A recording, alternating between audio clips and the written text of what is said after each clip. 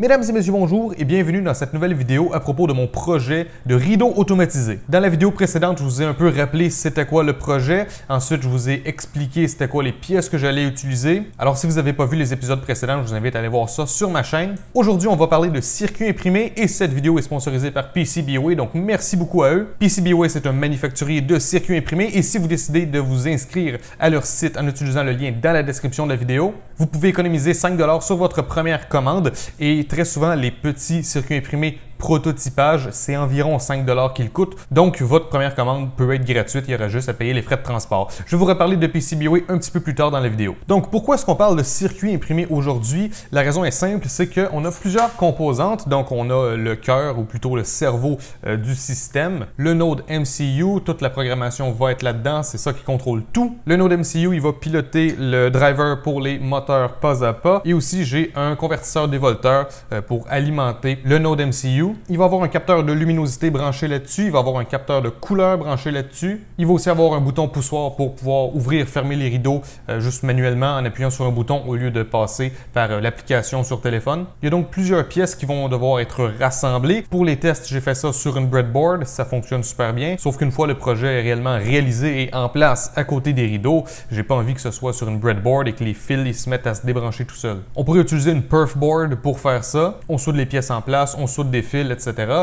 Sauf que puisque je peux faire un circuit imprimé pour tout rassembler ça ensemble, ben je vais faire un circuit imprimé. Alors c'est pas un circuit qui est extrêmement complexe, c'est surtout un circuit connecteur, j'ai envie de dire. C'est un circuit qui rassemble toutes les pièces ensemble. Et là, depuis la dernière vidéo, je me suis fait un petit plan par écrit. Ça sert à rien que je vous montre mes notes de plus près parce que c'est à peu près des hiéroglyphes. J'écris vite, mais pas très bien. Mais en gros, là-dessus, je me suis résumé quelles composantes j'avais besoin d'avoir sur le circuit imprimé. J'ai dessiné certaines sections du circuit, rien de très compliqué. J'ai noté sur quel GPIO, quelle pièce se connecte. Bref, ça, c'est un peu le résumé du circuit imprimé. En faisant ce résumé-là, j'ai aussi testé le node MCU avec le capteur de luminosité juste pour voir que ça fonctionne aussi facilement qu'avec un Arduino. Et c'est le cas. Donc, on branche ça avec une résistance 10 kΩ qui s'en va sur le ground. Vraiment un circuit de base facilement trouvable en ligne. Puis, on fait juste un analog read de la pin A0 sur le node MCU. Puis, ben voilà, on est en train de lire la valeur du capteur de luminosité. Super simple. Ensuite, j'ai fait la même chose avec le capteur de couleur juste pour voir que tout fonctionne bien. Et effectivement, tout fonctionne bien. Ça marche comme avec un Arduino, sauf que là, c'est un digital read parce que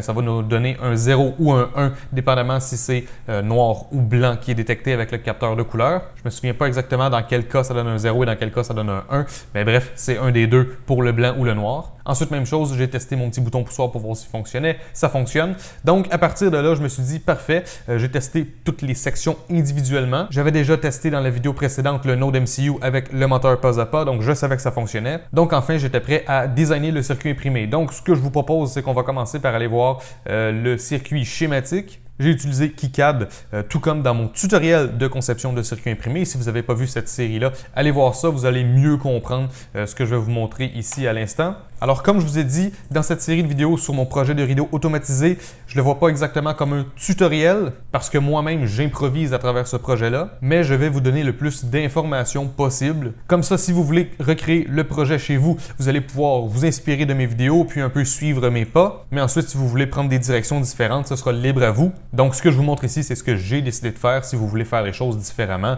il n'y a aucun problème. Je vais juste vous montrer comment moi je fais le projet. Voici le circuit schématique. C'est tout petit, hein? C'est pas très compliqué. J1 qui est juste ici, avec J2 et J3, ce sont des connecteurs à vis comme ça. J1 et J3, c'est des 4 pins, puis on a J2 qui est un 5 pins. Donc, dans J1, c'est l'alimentation du circuit. On a le plus 12 volts avec le ground qui entre ici, et entre les deux, j'ai mis une fusible. Donc, le 12 volts, il va tout de suite entrer dans la fusible et ensuite il sort de la fusible avant d'aller dans le circuit. Je ne sais pas encore exactement quelle valeur de fusible je vais mettre là. Ce que je vais faire, c'est que lorsque le projet va être prêt à être utilisé, en fait, je vais tout simplement brancher un multimètre entre ces deux pins-là. Je vais mesurer le courant qui circule. Puis selon les mesures que j'ai ici, je vais choisir la valeur de la fusible que je vais mettre là. La raison pour laquelle il y a une fusible, c'est que s'il y a une condition qui fait que l'alimentation se met à fournir trop de courant, la fusible va briser, l'alimentation va se déconnecter par le fait même. Donc, c'est une protection pour protéger les pièces, mais aussi si jamais il y a une pièce qui se met à trop surchauffer,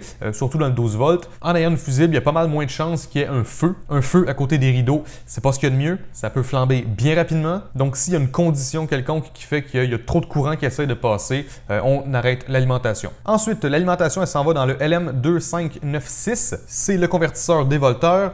Ce symbole-là n'existait pas, donc je l'ai fabriqué moi-même. Et même chose pour le footprint, je l'ai fabriqué moi-même aussi. Je vous ai pas encore montré comment fabriquer vos propres symboles et vos propres footprints à partir de zéro. Je vais faire une vidéo séparée à ce sujet-là. Le convertisseur dévolteur, je vais lui faire sortir probablement quelque chose comme 4 volts. Parce que le node MCU, je ne vais pas l'alimenter par USB, je ne vais pas l'alimenter par les pins 3.3 volts, je vais l'alimenter par la pin V-in qui est faite pour ça vraiment. Cette pin-là, on peut lui envoyer jusqu'à 20 volts. Donc, on a quand même une certaine protection. Et la raison pour laquelle je ne l'ai pas directement branché sur le 12 volts, puisqu'on peut aller jusqu'à 20 volts, ben, c'est que notre ESP8266, donc la petite partie argent ici qui est sur le Node MCU, qui est la carte au complet, l'ESP8266 est alimenté en 3.3 volts. Donc, il faut nécessairement descendre le 12 volts en 3.3 pour alimenter cette petite carte-là qui est juste ici. Et apparemment que descendre de 12 volts à 3.3 volts, ça fait chauffer un petit peu le circuit dévolteur sur la pin V-in. Alors à la place, j'ai ce convertisseur dévolteur qui est juste ici, si vous regardez sur le circuit schématique. Ça va faire le plus gros du travail, ça va le descendre à environ 4 volts, comme je vous ai dit. Je pourrais lui envoyer directement son 3.3 dans le V-in, sauf que le circuit dévolteur n'est pas 100% efficace, donc on a une petite perte, donc je préfère lui envoyer 4 volts. Et là, passer de 4 volts à 3.3 volts, ça ne devrait pas être trop difficile pour le petit convertisseur dévolteur qu'il y a sur le Node MCU. Donc c'est pas nécessaire de procéder comme ça, mais j'ai décidé de procéder comme ça. Alors du côté gauche du Node MCU, il n'y a pas grand chose d'autre qui se passe à part la pin A0. Donc on va parler de ça. Et pour parler de ça, il faut parler du connecteur à vis J2. Donc dans J2, on a notre photorésistance qui se branche là-dedans et on a notre capteur de couleur. Donc on va parler de la photorésistance en premier. Donc ici, on a notre 3.3 volts et vous voyez, ça sort de notre Node MCU, voilà. Puis ça va s'en aller dans la photorésistance. À la sortie de la photorésistance, on va s'en aller dans une résistance 10 kΩ et on s'en va se connecter au ground. Mais aussi, on va aller se connecter à la pin A0 pour faire nos lectures de luminosité. Ensuite aussi sur le connecteur J2, on a notre capteur de couleur. C'est un capteur 3 pins, donc on a d'un côté 3.3 volts, ensuite on a le signal et on a le ground. Donc encore une fois, le 3.3 volts, il s'en va ici. Le signal, je l'envoie directement dans D6 qui est GPIO 12, puis le ground, ça s'en va directement au ground. Très facile. Ensuite, je vous ai dit que j'allais avoir un bouton poussoir, donc on envoie du 3.3 volts d'un côté du bouton poussoir et ensuite d'un côté on s'en va au ground en passant par une résistance 10 kΩ et ensuite on s'en va se brancher dans switch et switch vous voyez que c'est un petit label qui est connecté à ce label là ici et ça veut dire que c'est pin 21 qui est GPIO 13. Donc, vous voyez, le label switch se connecte à l'autre label switch et c'est comme si on branchait ça ici avec un fil jusque-là, sauf qu'en mettant deux petits labels, justement, ça évite de devoir ajouter un fil de plus. Donc, visuellement, dans le circuit schématique, c'est beaucoup plus propre, sauf que dans le circuit de montage, bien sûr, il va réellement avoir une connexion entre ces deux points-là ici. Donc ici, il faut vraiment imaginer un fil qui part de là et qui s'en va jusque-là. Donc ça, c'est le circuit du bouton poussoir pour faire ouvrir et fermer les rideaux par l'appui d'un bouton. Ici, on a notre Stepper Motor Driver, c'est ce qui pilote notre moteur pas à pas. Ça, on en avait parlé dans la dernière vidéo, donc je vous invite à aller voir si vous ne l'avez pas déjà vu. Et dans la description de la dernière vidéo, j'avais fourni des liens vers les pièces que j'utilise dans le projet et aussi j'avais donné des liens vers des tutoriels pour utiliser le DRV8825 avec Node MCU et Arduino. Donc pour mieux comprendre les branchements ici, je vous conseille d'aller voir la dernière vidéo. Mais essentiellement, Reset et Sleep, ça doit être connecté au 3.3 volts. La pin 9 Enable, je l'ai branché si on regarde ici, donc D5. GPIO 14. Avec cette pin-là, on choisit si le driver il est allumé ou éteint. Et quand on éteint le driver, le moteur il devient libre, donc on ne fait pas forcer le driver pour rien, juste pour le garder en place. On s'en fout, c'est des rideaux. Même si le moteur devient libre, les rideaux ne vont pas bouger tout seul. Le driver, si on ne le désactive pas, il va continuellement essayer de garder le moteur en place. Et en fait, on consomme du courant pour rien et ça le fait chauffer. C'est complètement inutile. Donc, quand on n'est pas en train de faire bouger les moteurs, on le désactive, le moteur devient libre et il n'y a plus de courant qui circule. La pin Step, elle se connecte ici, donc D2 GPIO 4. Donc ça, c'est nos instructions de combien de rotations on veut faire. Ensuite, on a la pin DIR qui se connecte à D1 GPIO 5 et ça, c'est la pin qui contrôle la direction de la rotation. Donc, dans le sens des aiguilles d'une montre et dans le sens contraire des aiguilles d'une montre. M0, M1 et M2, je les ai pas connectés parce que j'en ai pas besoin. Ça sert à choisir la précision des mouvements.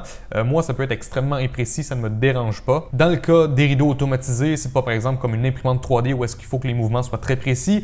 Moi, ça peut faire une demi-rotation de trop ou une demi-rotation pas assez, puis c'est pas grave, mes rideaux vont être quand même ouverts ou fermés presque à perfection. Donc ça, on n'y touche pas. Ensuite, A1, A2, B1, B2, ça se connecte à notre moteur en tant que tel. Notre moteur pas à pas, il y a deux coils dedans. On a le coil A et on a le coil B. Coil A, ça se branche à A1, A2. Coil B, ça se branche à B1, B2. Puis ensuite, le ground, ça se branche au ground. Pas plus compliqué que ça. Et aussi, on avait dit que entre le 12 volts et le ground, on a besoin d'avoir un condensateur 100 microfarad. Donc, j'ai mis ça juste ici. Et même s'il n'est pas branché au 12 volts ici ou au 12 volts juste là, ça, c'est pas grave parce que sur le schématique, tous mes 12 volts en ce moment, c'est le même 12 volts. Ils sont tous connectés ensemble. Et ça, physiquement, sur le circuit de montage, il faut que ce soit placé assez près de l'alimentation de notre driver juste ici. Donc, je crois avoir résumé le circuit schématique. Normalement, ça ne devrait pas être plus compliqué que ça. Donc maintenant, on va aller regarder notre circuit de montage, le PCB Layout en anglais. Petit segment sponsor. Cette vidéo est sponsorisée par PCBWay, donc merci beaucoup à eux. PCBWay, vous pouvez leur envoyer vos designs de circuits imprimés et eux, ils vont vous envoyer le circuit imprimé. Personnellement, j'ai toujours eu une excellente expérience avec PCBWay. Je faisais affaire avec eux même avant qu'ils commencent à sponsoriser mes projets. Présentement, il y a une promotion sur le service d'assemblage. Le service d'assemblage, c'est que vous envoyez votre design de circuit imprimé, mais aussi vous envoyez votre liste de pièces à utiliser et eux, ils vont créer le circuit imprimé et aussi ils vont assembler le circuit, donc souder les composantes. Si vous avez plusieurs circuits à faire fabriquer, ça peut être très utile parce que vous n'aurez pas à souder vous-même les circuits, ça va vous sauver du temps. Alors c'est surtout utile si vous avez plusieurs circuits et qu'il y a plusieurs pièces sur chaque circuit. Et en plus de cette promotion-là, il y a un concours actuellement. Il va y avoir un lien dans la description pour avoir plus d'informations sur le concours, mais essentiellement c'est un concours de design de circuit imprimé et vous pouvez gagner jusqu'à 800 $ en prix. Il reste moins d'un mois pour pouvoir participer. Vous voyez ici c'est quoi les prix à gagner. Vous voyez ici c'est quoi les règlements. Et juste ici, vous pouvez regarder c'est quoi les circuits des gens qui ont participé. Vous pouvez cliquer sur le bouton en bas pour pouvoir voir plus de projets. En fait, vous pouvez voir tous les projets. Et si je retourne à la page précédente, si je descends, on voit c'est qui les juges qui vont évaluer tous les projets. Et bref, si vous êtes bon en design de circuit imprimé, ça peut être un concours intéressant. Donc, merci beaucoup encore une fois à PCBWay de m'aider avec ce projet. Maintenant, de retour à la vidéo. Je vais appuyer juste ici pour qu'on voit un petit peu mieux. Donc voilà, maintenant vous voyez toutes les connexions. J'ai le node MCU qui est juste ici. J'ai mon convertisseur dévolteur qui est juste là. Stepper Motor Driver juste ici, donc le DRV 8825. J1, alimentation. J2 pour les capteurs et J3 pour les moteurs. Ça, c'est les trois connecteurs à vis. Ensuite, mon bouton poussoir il est juste là avec sa résistance 10 kOhm. Puis ici, c'est la résistance 10 kOhm qui est en lien avec mon capteur de luminosité. Mon condensateur pour l'alimentation 12 volts il est juste là. Et vous voyez que physiquement, il est très près de l'entrée 12 volts et aussi, il est très près du DRV 8825. Comme vous pouvez le voir, les pistes sont assez minces, comme ici, par exemple. Sauf que, par exemple, sur mon 3.3 volts, vous voyez, c'est un petit peu plus épais. Ensuite, sur mon 4 volts, je l'ai mis un petit peu plus épais aussi. Probablement que c'est pas nécessaire de mettre le 4 volts aussi épais. Il va pas avoir énormément de courant qui va circuler là-dessus, mais je préfère le mettre un petit peu plus épais quand même. Puis ensuite, vous voyez que sur mon 12 volts, là, j'ai mis des traces qui sont quand même pas mal plus épaisses. Les 4 connexions qui vont vers les coils des moteurs aussi, j'ai fait ça assez épais. Il y a des calculs qu'on peut faire pour savoir quelle largeur une trace doit avoir selon le voltage qu'on va faire passer dedans, l'ampérage qu'on va faire passer dedans, l'épaisseur de cuivre qu'on va avoir sur notre circuit, la baisse de tension qu'on est prêt à avoir entre une section et une autre de notre circuit. Vous voyez ici la pin A0 qui rentre dans le connecteur à vis. Ensuite, ça s'en va dans la photorésistance qui se branche ici et qui se rebranche là dans le 3.3 volts. Dans cette région-là, on a notre capteur de couleur. Donc ici, 3.3 volts, ça se branche au 3.3 volts du node MCU. Ensuite, on a le signal qui s'en va se brancher dans D6 et le ground qui est juste là. Le ground, on dirait qu'il est connecté à rien, mais en réalité, c'est parce que tout ce que vous voyez qui est vide actuellement, c'est en fait un gros ground. Alors, tous les grounds sont connectés ensemble et tous les endroits où est-ce qu'il y a une alimentation, il y a toujours un ground qui est pas loin. Donc, si on revient ici, alors ici, le 12 volts, il se connecte à cette pin-là. Cette pin-là se connecte à la fusible à l'extérieur du circuit. Ça revient ici. Ça ici, c'est notre ground. Donc, le 12 volts, il entre dans le in plus du LM2596. Ça se connecte à notre condensateur ici et ça se connecte dans le DRV 8825. Le in-, c'est le ground. Des deux côtés du circuit, j'ai des ground planes. Donc, ça fait que ça peut se connecter facilement à ça, autant sur le dessus du circuit qu'en dessous du circuit. Donc, on a accès au ground super rapidement ici. Même chose ici, ben, le ground, voilà, hein, il se connecte automatiquement juste là. Ensuite, les connexions ici, ça s'en va dans le DRV8825. Ces connexions-là vont vers les moteurs. On a cette connexion-là qui va vers le bouton poussoir. On a le Out Plus qui va aller alimenter notre V-in en 4 volts. Puis le Out-, c'est le ground, donc tout est connecté ensemble. Et ça ici, c'est deux gros trous de montage pour mettre des vis. Le circuit va être installé dans un boîtier que je vais imprimer en 3D, donc ça va être vissé dedans. Donc je vais vous montrer maintenant la vue 3D. Il y a seulement le condensateur, les deux résistances et le bouton poussoir qui ont un modèle 3D actuellement, sauf que vous voyez la forme que ça va avoir. Vous pouvez voir les différentes connexions aussi, puis vous voyez que effectivement c'est sponsorisé par PCBWay. Puis ensuite, si on regarde à l'arrière, j'ai encore mis mon logo ici, comme à l'avant juste là. J'ai écrit encore une fois PCBWay ici, puis vous voyez ici Tommy Desrochers, mon site web, rideau automatisé version 1.0, la date que j'ai fabriqué le circuit, et encore une fois, vous pouvez voir les différentes connexions. On voit le nom de toutes les pins ici, donc si on ne peut pas le mettre à l'envers, ça va être super facile. Ici, encore une fois, les pins sont identifiés, on ne peut pas installer ça à l'envers. Ça ici, vous voyez, il y a une pin qui est différente des autres, la pin ici, donc encore une fois, on ne peut pas mettre ça à l'envers. Ici, j'ai l'identifiant du côté positif de mon condensateur, donc je ne peux pas mettre ça à l'envers non plus. Le bouton poussoir, il y a cette ligne-là qui est connectée ensemble et cette ligne-là qui est connectée ensemble, mais ces deux-là ne le sont pas. Donc ça, c'est pas vraiment nécessaire d'identifier les pins là-dessus. Visuellement, je vais savoir dans quelle orientation mettre le bouton. Mes connecteurs à vis, c'est pas très compliqué. Les vis vont être de ce côté-là. Même chose ici, de ce côté-là. Et ici, on dirait qu'il est à l'envers, mais les vis vont quand même être de ce côté-là. Mais je pourrais identifier chaque section parce que lorsque je vais brancher mes fils dans les connecteurs à vis, ça va être plus facile visuellement de savoir qu'est-ce qui se branche où. Juste histoire de pas se tromper. J'ai aussi un trou ici et un trou là. La raison, c'est que sur mon convertisseur dévolteur, vous voyez, j'ai un petit trou en haut ici et j'ai un petit trou en bas là. Puis quand j'ai fabriqué le footprint, j'ai mis les trous comme ça. Si jamais je veux réutiliser cette pièce-là dans un autre circuit un jour, ben, j'aurai les trous si jamais je veux visser ça. Je pense que ça résume pas mal le circuit. Aussi, j'allais oublier de mentionner que le Node MCU, mon convertisseur dévolteur et mon Stepper Motor Driver, ça va pas être directement soudé sur le circuit. Je vais utiliser des petits connecteurs comme ça. Donc, cette pièce-là va être soudée dans le circuit. Donc, il va y avoir un connecteur ici, un connecteur là et même chose ici et là. Puis, je vais pouvoir tout simplement prendre mes modules et les brancher dessus, puis les enlever si jamais j'ai besoin. Je pense que ça résume pas mal le circuit imprimé. Donc, en théorie, dans la prochaine vidéo, on devrait faire la soudure de ce circuit et le test de ce circuit. J'espère que vous avez hâte à la suite. Merci encore à PCBWay de m'aider avec ce projet. N'hésitez pas à aller voir le lien dans la description pour aller voir leur site web. C'est tout pour cette vidéo. J'espère que vous l'avez apprécié. Si c'est le cas, n'hésitez pas à laisser un j'aime et à commenter. Et n'hésitez pas à me rejoindre sur tous les réseaux sociaux, YouTube, Facebook, Twitter et Instagram. Et moi, je vous revois la prochaine fois dans une vidéo. Ciao tout le monde!